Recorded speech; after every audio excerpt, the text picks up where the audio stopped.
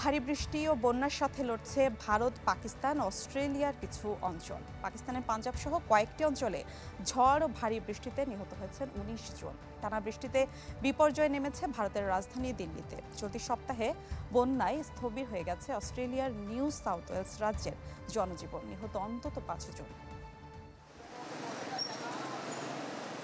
ভারী বৃষ্টিতে নাজেহাল পাকিস্তানের পাঞ্জাব প্রদেশ। জলাবদ্ধতা, বজ্রপাত ও দেয়াল ধসে লাহোর, ঝিলম ও রাওয়ালপিন্ডি সহ বেশ কিছু অঞ্চলে হয়েছে কয়েকজনের মৃত্যু। মুড়িতে প্রবল বৃষ্টির সময় গাড়ি থেকে ছিটকে গুরুতর আহত হয়েছেন ২ জন।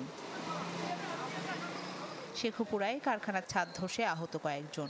ঝড় বৃষ্টির সময় বিদ্যুৎহীন হয়ে পড়েছে দক্ষিণ পাঞ্জাবের বহু এলাকা। ১৩ কোটি জনসংখ্যার পাঞ্জাব প্রদেশে বেশিরভাগ মৃত্যু হয়েছে জরাজীর্ণ ঘরবাড়ি ও ঝড়ে পড়ে থাকা বিলবোর্ডের নিচে চাপা পড়ে। এছাড়া রাজধানী ইসলামাবাদ ও খাইবার পাখতুনখোয়া প্রদেশেও ঝড়ো হাওয়া সহ শিলাবৃষ্টি হয়েছে। ওয়ালটন টেলিভিশন মাত্র ২৫,৪৯০ টাকায় পাচ্ছেন গুগল টিভি। এতে ক্ষতিগ্রস্ত হয়েছে ফসলি জমি ও বিদ্যুতের লাইন। বৈরী আবহাওয়ার কারণে পাঞ্জাবের বাসিন্দাদের উচ্চ সতর্ক অবস্থায় থাকার আহ্বান জানিয়েছে প্রশাসন। এদিকে শনিবার থেকে টানা বৃষ্টিতে ভারতের দিল্লির বিভিন্ন সড়কে জমেছে পানি।